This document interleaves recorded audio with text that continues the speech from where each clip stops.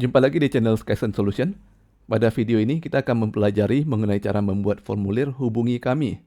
Seperti yang bisa dilihat di layar, pada formulir ini pengunjung kita bisa mengisikan nama, email, dan pesan, serta memilih departemen mana yang hendak dituju untuk mengirimkan pesan ini.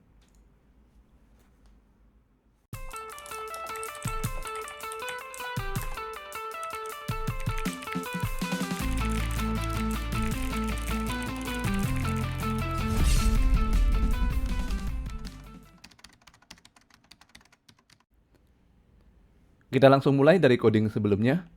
Saya sudah menambahkan beberapa bagian.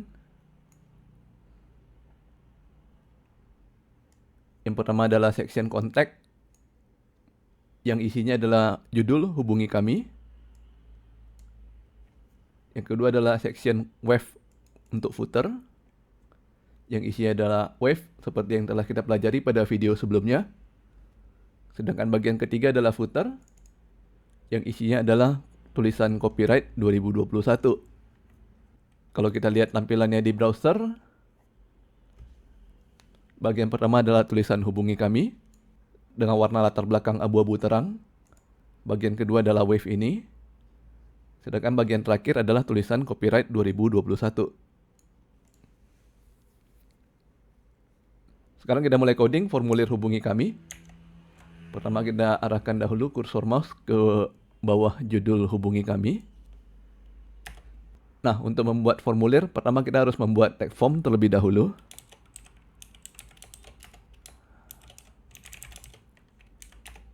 Kemudian di dalamnya kita tambahkan tag input. Sebagai contoh, kita membuat input untuk nama terlebih dahulu. Jadi kita berikan attribute ID dengan nilai nama. Dan berhubung kita menggunakan Bootstrap, maka kita tambahkan kelas form control.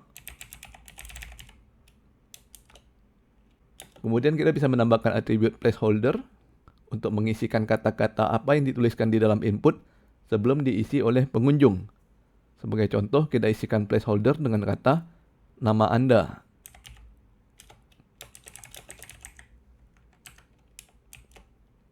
Kita simpan dan refresh browser.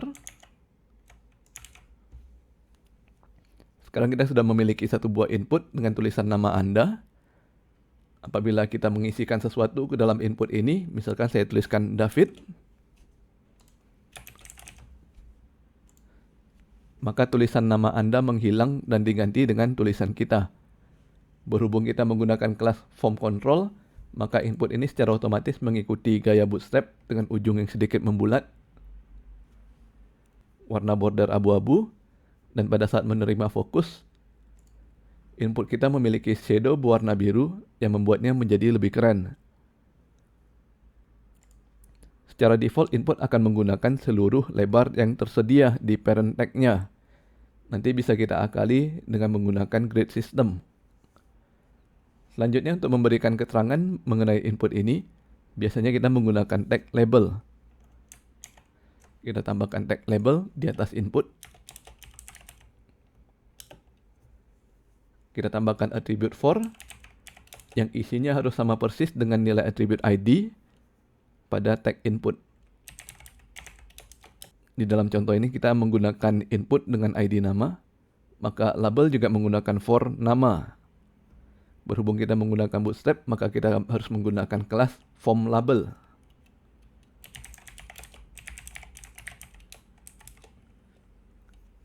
Sebagai konten dari label, kita tuliskan nama. Kita simpan dan refresh browser. Sekarang bagian atas input kita sudah ada keterangan nama. Mengapa harus menggunakan tag label? Karena apabila kita menggunakan tag label, pada saat kita mengklik ke tulisan nama, maka browser secara otomatis memberikan fokus ke bagian input nama. Selanjutnya kita hendak membuat input untuk email. Caranya gampang ya.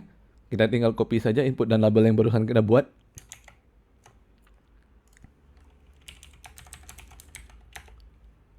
Dan kita paste satu kali di bawahnya. Kita ubah semua kata nama menjadi email.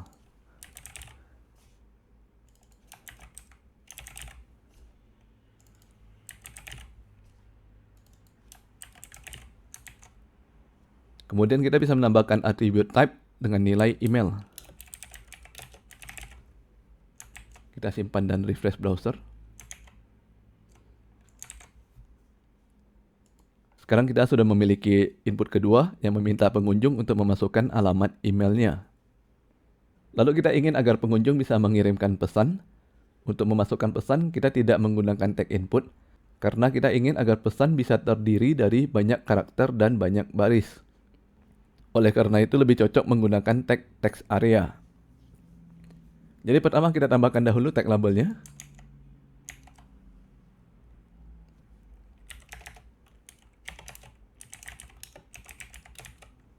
Label for pesan dengan kelas form label. Isinya pesan. Lalu kita tambahkan tag text area dengan kelas form control. ID-nya pesan. Berbeda dengan tag input, untuk tag text area kita harus memberikan tag penutup.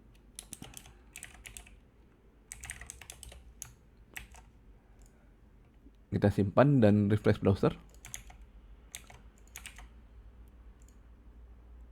Sekarang kita sudah memiliki 3 input, yaitu nama, email, dan pesan. Sebelum kita melanjutkan ke input berikutnya, ada baiknya kita rapikan dahulu tampilan dari form kita. Bila kita merasa formulir ini terlalu lebar, maka kita bisa menggunakan Bootstrap Grid System agar formulir hanya menggunakan sebagian dari layar. Caranya, seperti biasa kita tambahkan dahulu div dengan kelas row.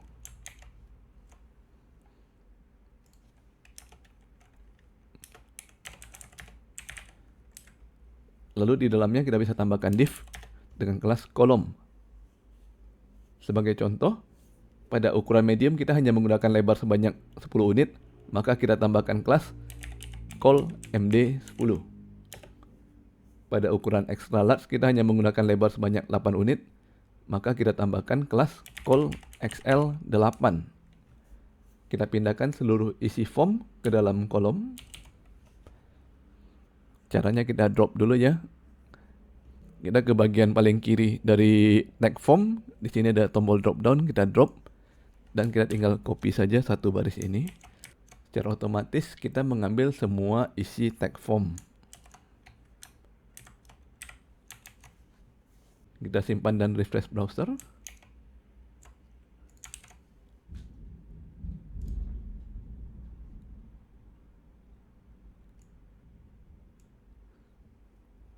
Sekarang ukuran form sudah sesuai dengan pengaturan pada kolom kita.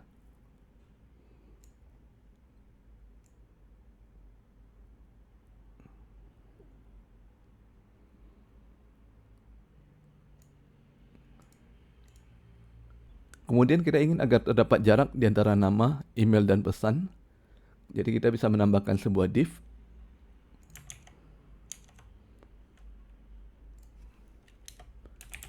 Kita beri kelas mb3 untuk memberikan jarak pada bagian bawahnya.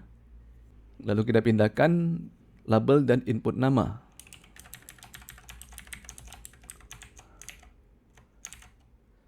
Kita ulangi proses ini untuk email dan pesan.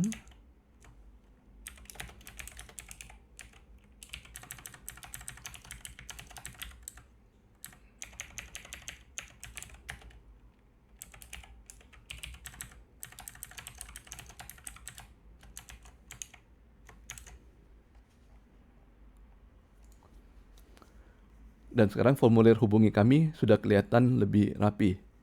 Dan apabila kita ingin agar kotak pesan menjadi lebih tinggi, maka kita bisa tambahkan attribute rows pada tag text area.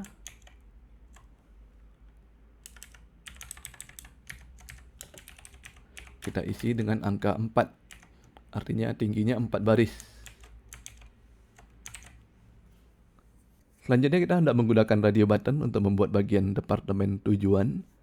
Pertama kita tambahkan dahulu div dengan kelas mb3.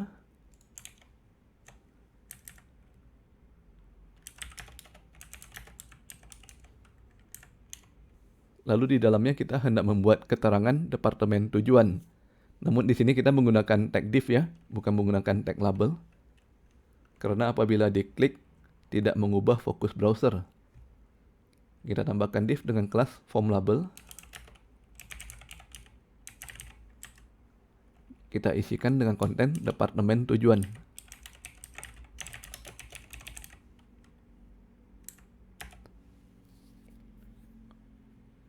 Untuk setiap radio dan label di dalam form harus kita bungkus dengan div yang menggunakan kelas form check.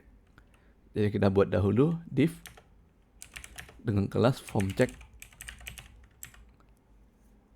Kemudian di dalamnya kita buat tag input dengan kelas form check input. Kita tambahkan lagi attribute type radio, name tujuan, dan ID marketing. Setelah itu barulah kita tambahkan label dengan kelas form check label.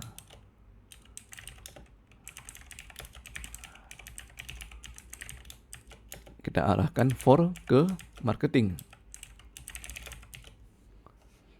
For adalah ID dari tag inputnya. Kita beri konten marketing.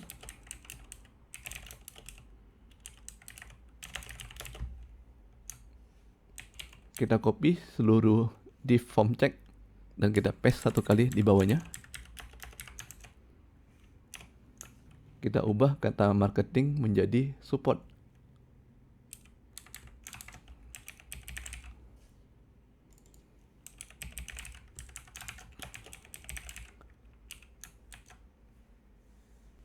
Nah, sekarang kita memiliki dua buah radio button, di mana kita hanya bisa memilih salah satunya saja. Baik dengan cara mengklik radio buttonnya ataupun mengklik tulisan labelnya. Mengapa kita hanya bisa memilih salah satunya saja? Karena kedua radio button ini memiliki attribute name yang sama-sama tujuan. Dan apabila kita ingin agar secara default radio button marketing langsung terpilih, maka kita bisa menambahkan attribute check.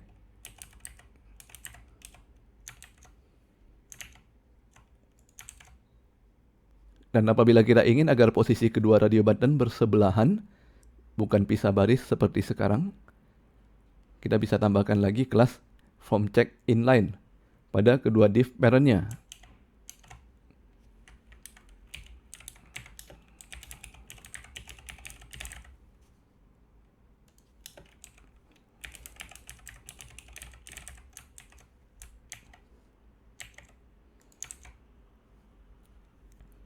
Dan pada bagian terakhir kita ingin menambahkan tombol hubungi kami. Kita tambahkan tag button. Kita gunakan kelas btn primary, dan form control. Lalu kita beri konten hubungi kami. Dan kita kasih tag penutup button.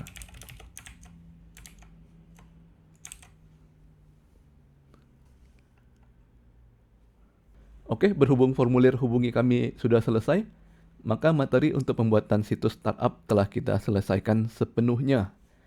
Bagian web dan footer sudah pernah kita bahas pada video sebelumnya. Jadi pada video ini langsung saya tambahkan tanpa perlu membahas ulang bagaimana cara pengerjaannya. Produk aplikasi Laris Pos di sini adalah produk real buatan kantor tempat saya bekerja dan dapat diunduh dari Google Play Store.